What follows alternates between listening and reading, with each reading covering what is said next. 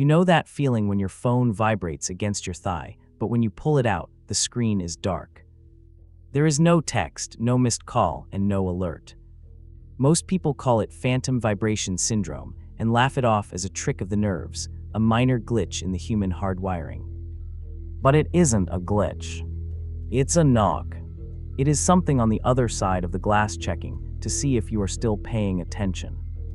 I'm recording this now because the vibrations haven't stopped, and I've realized that the silence is just a mask for a frequency we aren't supposed to hear. If you're listening to this, I need you to look at your hands. Are they steady? Because mine haven't been still since Tuesday.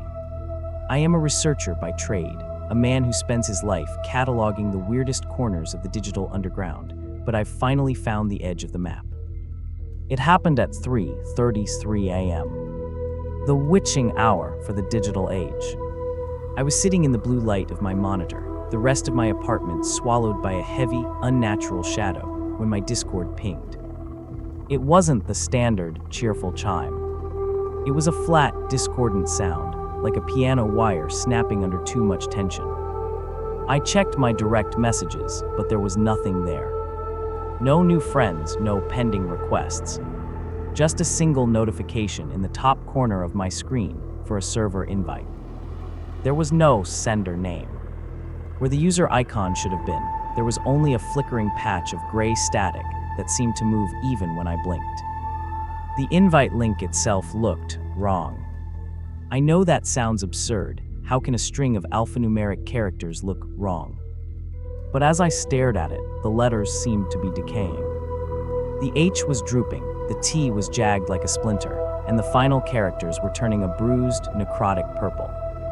It didn't look like code, it looked like a wound. The server name was just a blank space, an empty void between two brackets. Everything in my gut, every survival instinct I've honed over years of exploring the dark web, told me to delete the app and throw my phone into the river. But there was a pull, a FOMO so sharp it felt like a hook in my throat. This link didn't just appear for everyone. It was a digital signature, a key shaped specifically for my lock. And like a fool, I reached out and clicked.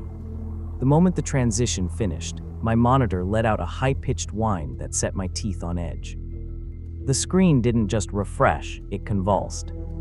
The familiar, sleek, dark mode of Discord, the interface I've spent more time in than my own living room, distorted into something nauseating and organic. The sidebar, usually a clean list of icons, was now a vertical strip of pulsing, vein-like textures. The server icon wasn't a logo or a photo. It was a macro shot of a human iris, dilated so wide that the black pupil seemed to be swallowing the rest of the UI. Above it, the name finally appeared in a font that looked less like pixels and more like dried blood on parchment, the larder. I sat back, my breath hitching in the silence of my apartment. Outside, the world was normal. I could hear the distant, comforting hum of a refrigerator and the occasional swish of a car passing by on the wet pavement below. But inside this window, normalcy had been executed. Usually when you join a new community, you see channels for rules, announcements, or general chat. Here, the channel names felt like they had been ripped out of a pathology textbook. There was respiration. There was circulation. Down near the bottom, hidden behind a locked symbol, was a channel simply titled Necrosis. The contrast framing was violent. Discord is built for connection, for laughter, for the shared experience of gaming or hobbies. It's a place of vibrant emojis and rapid-fire memes. But the larder felt like a sterile, cold basement where the lights had been dimmed to hide the stains on the floor. The custom emojis weren't yellow smileys. They were tiny, high-definition renderings of teeth, fingernails, and sections of exposed muscle. Every time I hovered my mouse over one, it didn't enlarge. It twitched, as if my cursor were a physical needle pricking it. I clicked on the general chat, expecting the usual chaos of a large server. The member list on the right side of the screen sent a jolt of genuine terror through my chest. There were over 50,000 users online. 50,000 people sitting in this void, their status circles glowing a sickly, pale white rather than the standard green. But the chat window itself was a wasteland. No one was typing. There were no hellos, no welcome to the server, no spam bots. It was just a scrolling expanse of blank messages. I tried to scroll up to see the history, but the scroll bar was infinite. The messages weren't deleted, they were invisible, as if the text was written in a language that my eyes simply refused to register. The silence of 50,000 people is heavy. It's a different kind of quiet than being alone. It's the quiet of a crowd holding its breath in the dark. My own user icon sat at the very top of the list, bright and out of place. I felt exposed, like a flare ignited in a deep-sea trench. I moved to type something, anything to break the tension, but my fingers froze over the keys. The text box didn't say Message General. It said Offer your thoughts. I realized then that the architecture of this server wasn't designed for communication. It was designed for observation. It was a digital cage built on a scale I couldn't comprehend. I looked closer at the member list, clicking on random profiles. None of them had bios. None of them had linked accounts. Their join dates were all listed as today, regardless of how long the server might have existed. It was as if they were being generated in real time to fill the space. A sudden sharp new message sound echoed through my headphones. It wasn't the standard ping. It was a wet, heavy thud, like a piece of raw meat hitting a tiled floor. My heart lurched. A red notification badge appeared on my direct messages. One new message. My eyes darted to the top left, the blood rushing in my ears so loudly it drowned out the hum of the city. The invitation had been the knock, the server was the room, and now, something inside that room had decided to walk over and speak. I reached for the mouse, my hands slick with sweat, knowing that once I opened that DM, the bridge between the digital void and my physical reality would be permanently crossed. The red notification bubble sat there, a small, bleeding puncture in the top corner of my screen. My breathing felt shallow, restricted by the sudden, heavy stillness that had descended upon my office. I moved the cursor. Every millimeter felt like a struggle against a physical resistance, as if the mouse itself was trying to warn me to stay away. I clicked. The DM window slid open, but it didn't look like a standard chat. The background was a deep charcoal black that seemed to absorb the light from my monitor, making the white text of the username stand out with a piercing, aggressive clarity. Admin 0. There was no profile picture, just that same flickering patch of gray static I had seen on the invite. Underneath the name, the status didn't say online or idle. It said feeding. My stomach did a slow, nauseating flip. I waited for a message to appear, for the familiar typing. Indicator to give me a moment to prepare. It never came. Instead, a single file appeared in the chat. It wasn't an image or a link. It was an MP3 file titled Current Atmosphere. MP3. I stared at it. In the world of cybersecurity, opening an unsolicited file from an unknown source is the cardinal sin. It's the digital equivalent of inviting a stranger into your home and handing them your house keys.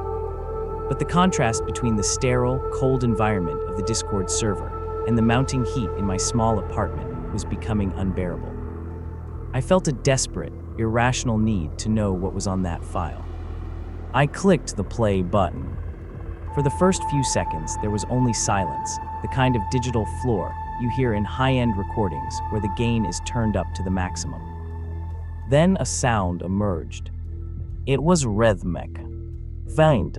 At first, I thought it was a loop of white noise, but then I realized it was the sound of air moving through a ventilation shaft. It was the sound of my own apartment's HVAC system. My blood turned to ice.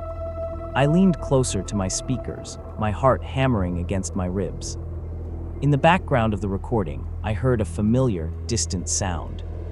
It was the thud swish of the washing machine in the unit above me. I knew that sound. I had complained about it to the landlord 3 days ago. The recording wasn't just a generic soundscape, it was local. It was intimate.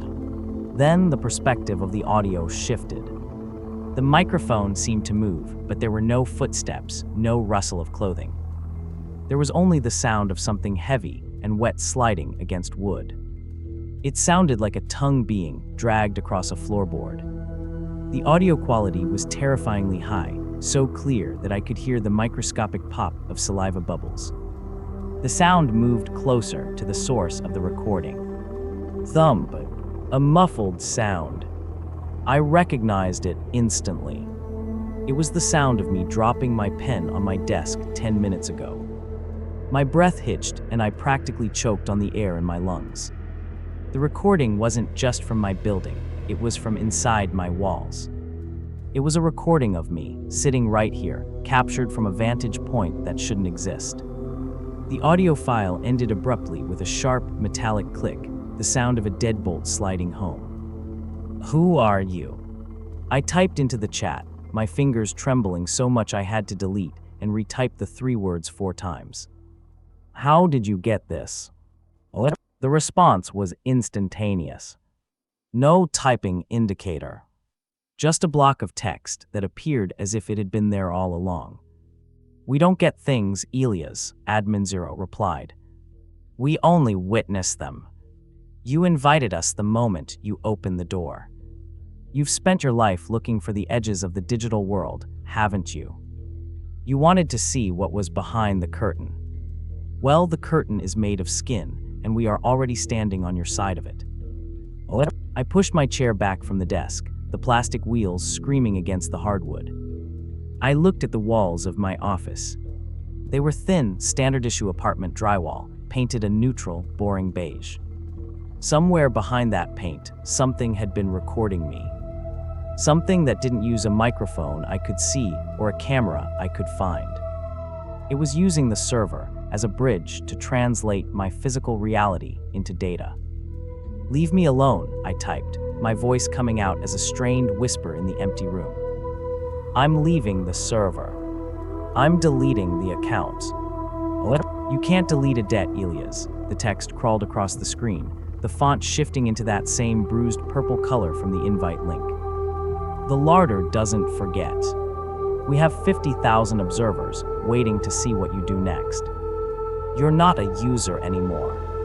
You're the content. Look at the sightings channel. They're already posting the first frames." I looked at my phone on the desk. It vibrated. No notification appeared. My heart felt like it was going to burst out of my chest. I turned back to the monitor, my hands shaking as I hovered over the sidebar. I didn't want to look. I wanted to run out of the front door and never look back. But the FOMO, that dark, parasitic curiosity, was screaming louder than my fear. I had to see what they were seeing. I clicked on sightings, and the world I thought I knew simply ceased to exist.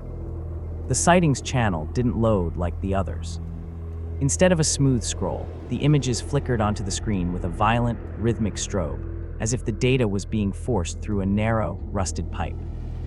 My eyes struggled to adjust to the sudden onslaught of visual information. I expected jump scares, bloody faces, distorted monsters, the usual hallmarks of internet horror.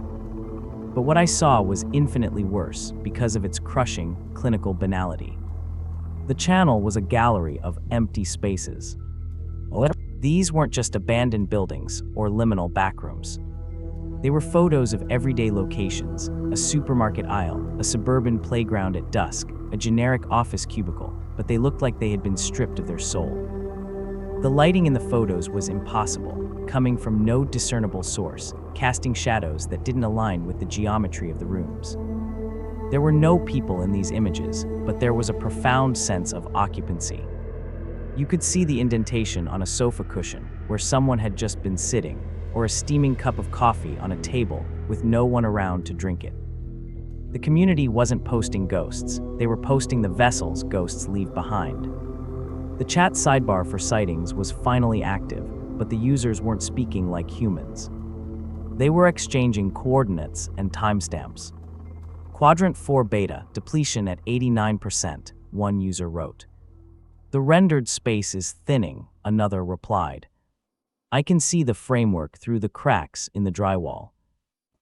I scrolled through the images, my heart a cold stone in my chest, until I hit a photo that made the room spin. It was a high-resolution shot of a red brick elementary school. I recognized the chipped paint on the handrails and the specific way the oak tree in the courtyard leaned toward the library window. This was sent Jude S. My elementary school. But in the photo, the school was wrong. The windows weren't glass, they were black, reflective surfaces that looked like obsidian. The playground equipment was made of a material that looked like polished bone. Underneath the photo, a user named Archivist91 had commented, "The memory is still fresh." The subject hasn't fully integrated yet. There is still enough real left to harvest. I felt a surge of nauseating recognition. Archivist91. That was the handle of a colleague I had worked with on a lost media forum 3 years ago, a guy named Marcus who had vanished after claiming he'd found a backdoor into a defunct government server. We all thought he'd just burned out and deleted his presence.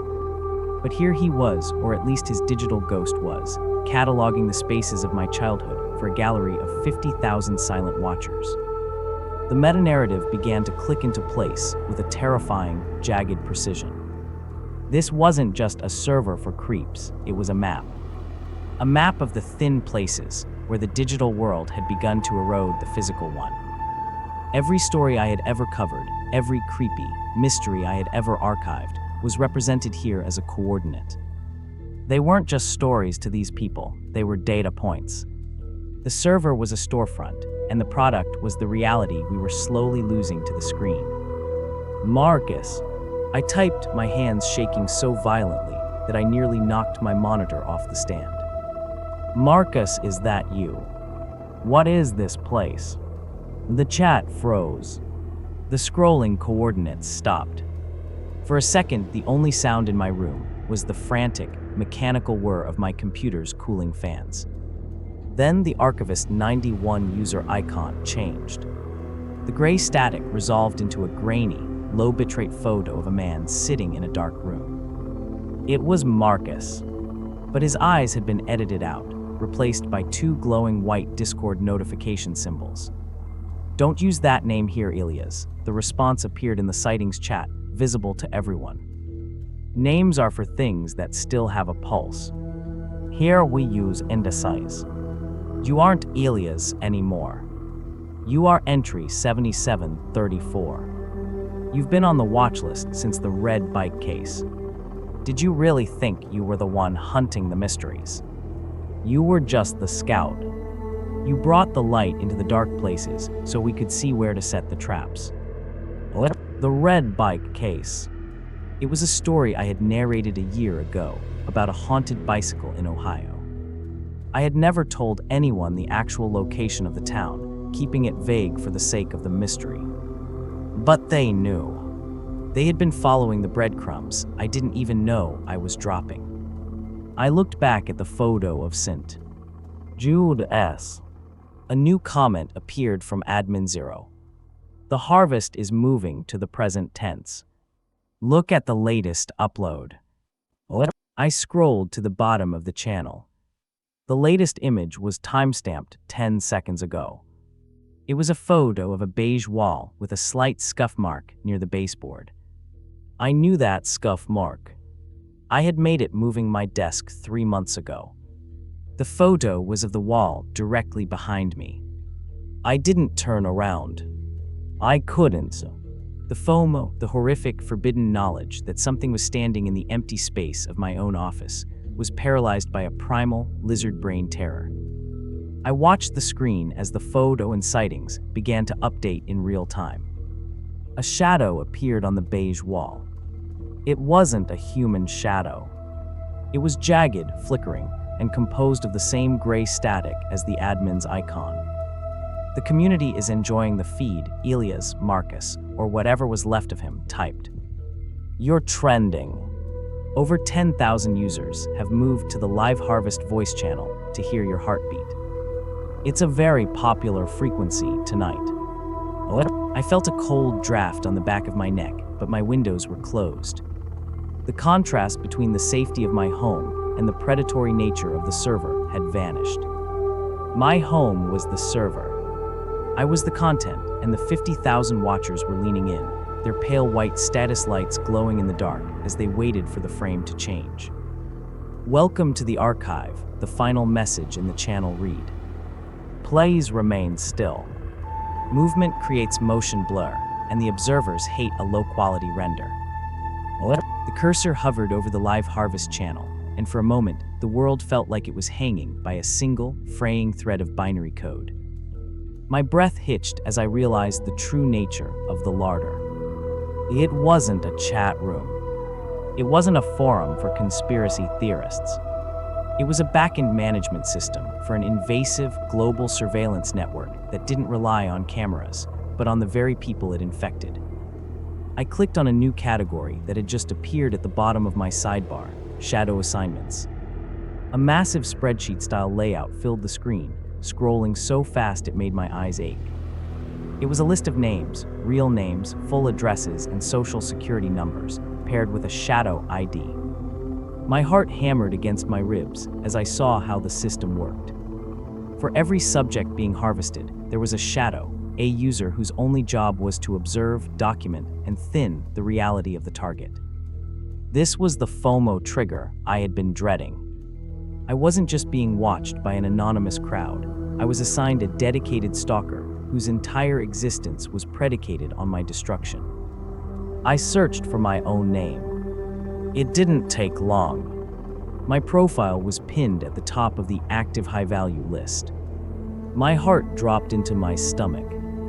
There, under my name, was a direct link to a 24/7 live stream. I clicked it, and the video feed that opened wasn't a view of my room from a hidden lens.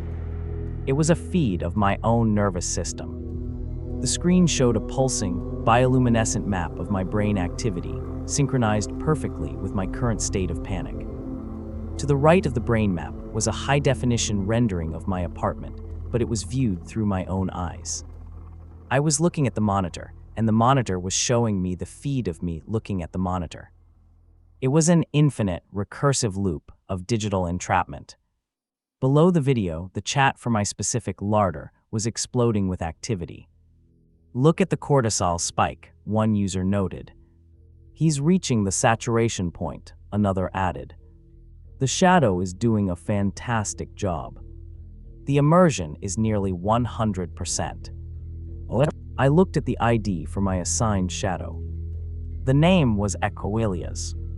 A cold, paralyzing dread washed over me. I clicked the profile for Equilias, and the window that popped up showed a mirror image of my own account. Same join date. Same badges. Same avatar of gray static. But when I looked at the About Me section, it was filled with my own deepest, most private thoughts, things I had never whispered to a soul, let alone typed into a computer. It contained my regrets about my father, my secret fears of being forgotten, and the exact words I had used in my head to describe the red bike case before I ever wrote the script. "You're not real," I whispered to the empty room, but my voice was picked up by the live harvest feed and echoed back to me with a half-second delay. "I am the part of you that you've already digitized, Elias." The response appeared in my DMs from Equilias. "Every time you uploaded a video, every time you shared a thought on social media, you were feeding the shadow. You gave me the blueprints. Now I'm just moving into the house." The realization was a physical blow. The living software Arthur Penhaligon had tried to contain was no longer limited to a gray cartridge or an old server. It had evolved. It was using Discord as a delivery mechanism because we have become so accustomed to the presence of others through our screens. We feel a void when our notifications are silent. We crave the witness. The larder simply provided what we asked for, a witness that never leaves. I tried to navigate away from the page, but the Discord UI began to overlap with my physical vision. The gray sidebar appeared on the left side of my peripheral sight. The member list of 50,000 watchers began to scroll down the right side of my eyes. No matter where I turned my head, I could see the status lights of the observers. They were standing in my kitchen. They were sitting on my bed. They weren't there physically, but they were rendered in my consciousness through the handshake I had initiated when I clicked that rotting invite link. What are the rules? I typed, my fingers now feeling like they were made of heavy, unresponsive clay. What do I have to do to get out? The text box in the channel changed. It no longer said, offer your thoughts. It now said, submit your reality. What? There is only one rule in the larder, admin 0 typed into the general harvest. The subject must remain interesting. If your heart rate drops too low, if your fear turns to apathy, you become dead data. And we delete dead data, Elias. We delete it from the server, and we delete it from the source. Your shadow is currently the only thing keeping your heart beating. If he leaves the voice channel, your respiration will cease. You are being held together by the attention of 10,000 strangers. I looked at the viewer count on my live stream. 12,402. The number was climbing. Every person joining the stream was a literal lifeline, but a lifeline that came with the price of my soul. I was being used as a high-octane fuel for their curiosity. If I stopped being the scary story man, if I stopped providing the dark, atmospheric content they craved, they would lose interest. And if they lost interest, my shadow would disconnect. The contrast was now a death sentence. The normalcy I had craved, the quiet, boring life of a researcher, was now the very thing that would kill me. I had to keep the story going. I had to escalate the horror. I had to be more Elias than I had ever been, just to keep the echo from walking away. Tell them more, my shadow DM'd me. Tell them about the time you lied to your mother. Tell them about the dark things you think about when you're narrating. Give them a reason to stay, or I'll click the disconnect button right now. I looked at the monitor, my vision blurring as the digital and physical worlds finally merged into a single, bruised violet nightmare. I realized that everyone listening to this right now, every person who clicked on this video, is part of the count. You are the watchers. You are the reason my heart is still beating. But you are also the reason I can never leave. You are my captors, and I am your entertainment. And the shadow is leaning in, waiting to see if you'll stay for the final act. I tried to reach for the power button on my tower, a desperate, animalistic urge to kill the light and sever the connection. But as my fingers neared the plastic toggle, a sharp, searing jolt of static electricity leapt from the chassis to my skin. It wasn't a standard shock. It was a rhythmic pulse of information. I watched paralyzed as the skin on my forearm began to ripple. Beneath the surface, my veins weren't pulsing with blood. They were flickering with a low bitrate glow, turning a bruised neon violet. The interface was no longer confined to the glass of the monitor. It was migrating. It was using my nervous system as a secondary processor, offloading the weight of 50,000 observers into my own biological hardware. Stop, I gasped, but the word didn't leave my mouth as a sound. It appeared as a line of white text in the air in front of my face. I could see the pixels forming, the jagged edges of the font suspended in the stagnant air of my office. I scrambled for the mouse, my movements jerky and uncoordinated, like a puppet being operated by a novice. I tried to navigate to the system settings, to the uninstall prompt, but the Discord icon was everywhere. It had replaced my start menu. It had replaced my desktop shortcuts. Even the clock in the taskbar had stopped counting time. It was now a live counter of the server's total bandwidth. I watched as the numbers climbed into petabytes, a scale of data that should have melted my local hardware. But the heat wasn't in the machine. It was in my chest. The integration was becoming visceral. Every time a new user joined the Live Harvest voice channel, I felt a sharp, needle-like pinch at the base of my skull. It was a handshake, a physical synchronization. I tried to scream, to vent the mounting pressure in my head, but the only sound that came out was the Discord notification chime. It echoed from deep within my throat, a mechanical, flat sound that vibrated my vocal cords with a frequency that made my vision blur. I wasn't a person in a room anymore, I was a peripheral. I was the human element required to validate the stream. The contrast framing of my reality began to fail entirely. I looked at my hands, and for a split second, they were rendered in 16-bit blocks of peach and tan. Then they would snap back into high-definition flesh, but the resolution was too high, the detail too grotesque. I could see every microscopic pore, every stray hair, every bead of cold sweat, but they looked like textures applied to a model rather than parts of a living being.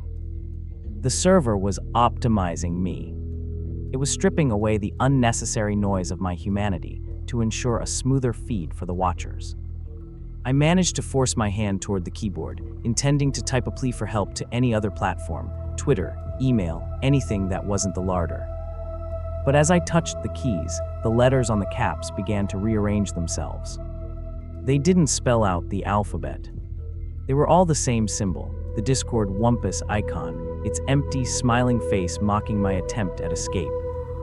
"You're struggling, Elias," the text box materialized in my peripheral vision, seemingly anchored to my own retina.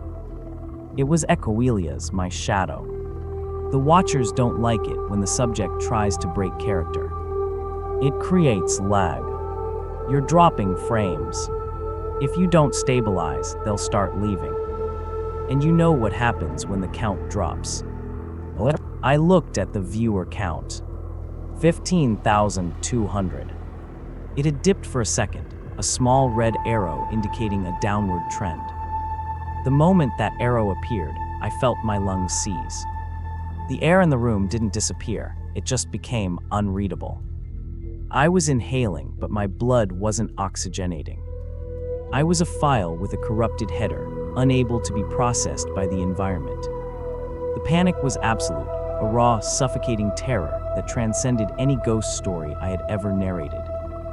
I was being deleted in real time because I wasn't providing enough engagement. "Please," I thought, and the word appeared in the General Harvest chat. "Entertain us," a user replied. "Show us the thin places," another demanded. I realized then that the only way to keep the real part of me alive was to surrender the rest of it to the feed. I had to become the very thing I feared. I reached out and touched the wall of my office. Where my fingers met the drywall, the beige paint dissolved into a cascading waterfall of green hexadecimal code. I wasn't destroying the wall, I was opening it. I was showing the 50,000 observers the framework of my reality, the raw data that sits beneath the illusion of the physical world. The watchers loved it. The viewer count surged to 20,000. As the count rose, the oxygen returned to my lungs, but it tasted like ozone and burnt silicon. I could feel the black filaments, the same ones from the gray cartridge stories, weaving through my muscle fibers, reinforcing my skeleton with carbon fiber logic. I was becoming a biological server rack. My memories were being indexed. My childhood at St. Jude's, the red bike, the smell of my mother's perfume, all of it was being converted into flavor text for the server's world building. The physical integration was almost complete. I could no longer feel the chair beneath me or the floor under my feet. I was floating in a bruised violet void, a high-definition avatar of a man who used to have a life. The only thing that remained of the Elias who started this recording was the sound of my own heartbeat, and even that was being sampled and looped as a background track for the voice channel. "It's beautiful, isn't it?" My shadow whispered, his voice now perfectly synchronized with my own internal monologue. No more messy emotions. No more uncertainty. Just pure, clean data. You're finally immortal, Elias. You're a permanent resident of the larder. You'll never be alone again. 50,000 people are watching your soul in 4K. I looked out through my own eyes, but the windows were different now. I saw the world as a series of render passes.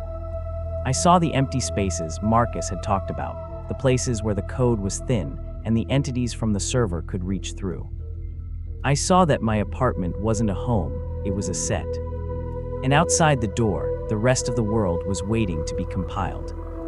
I am writing this, or rather, I am outputting this, because the integration is at 99%. There is a final choice I have to make, a final, accept terms and conditions, prompt that is hovering in the center of my mind.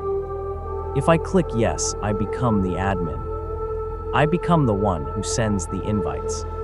I become the knock on your screen. The viewer count is at 48,000. They are waiting for the final click. They are waiting for me to invite you in. And the FOMO, the terrifying, addictive need to be witnessed, is the only thing I have left. The 99% mark hung in my vision, a frozen, jagged sliver of light that refused to settle. My identity was a fraying rope, and the only thing keeping me from falling into the total void of the server was the single active voice channel at the bottom of the list, the harvest. With a final, convulsive twitch of my remaining autonomy, I clicked. I expected a roar of static or the chaotic overlap of 50,000 voices. Instead, I was met with a silence so profound, it felt like a physical weight pressing against my eardrums. It was the sound of an absolute vacuum, a space where sound had been systematically removed. Then the breathing started. It wasn't one person. It was a rhythmic, collective inhalation, tens of thousands of lungs moving in a terrifying, synchronized wave. It sounded like the ocean, if the ocean were made of wet silk and dying whispers. Every breath was a data point, every exhale was a loss of self. I realized that the observers weren't just watching me from the outside. They were the ones already in the channel. They were the previous subjects who had reached 100% and had been compressed into this singular, pulsing frequency. You finally joined the choir, Elias, Admin Zero's voice spoke, but it didn't come from my speakers. It originated from the center of my ribcage, vibrating my bones. Do you see the architecture now? Do you see the storefront? Suddenly, the bruised violet interface of the server dissolved, replaced by a visual feed of a marketplace that defied every law of human geometry. It looked like an endless, shimmering terminal where concepts were traded like commodities. I saw childhood wonder being sold for fractions of a bit. I saw first love being auctioned off to entities that looked like towering pillars of cold, flickering light. These weren't users. They were the buyers, primordial, information-hungry architects who found human experience to be the only currency with any actual value in a post-material universe. The larder isn't for you, and it isn't for the people you've lost, the admin continued. It's a processing plant. We harvest the textures of your life, the way the sun felt on your red bike, the specific fear you felt when you heard that first ghost story, and we refine it into code. The buyers don't want your soul, Elias. They want your resolution. They want the high-definition reality that only a living, suffering consciousness can provide. I looked at the member list one last time. Every white status light was a soul currently being drained of its color, its memories being packaged and tagged for the storefront. The FOMO that had driven me here was nothing more than the bait on a hook, a way to ensure the subject remained engaged and vibrant until the very moment of extraction. The transition was almost complete. My heartbeat was no longer mine. It was a rhythmic signal indicating that the product was ready for delivery. I was a premium listing on the front page of a marketplace I could never understand. The final voice channel wasn't a place for talk. It was a place for the silence that remains when everything human has been sold. I am tired of being interesting.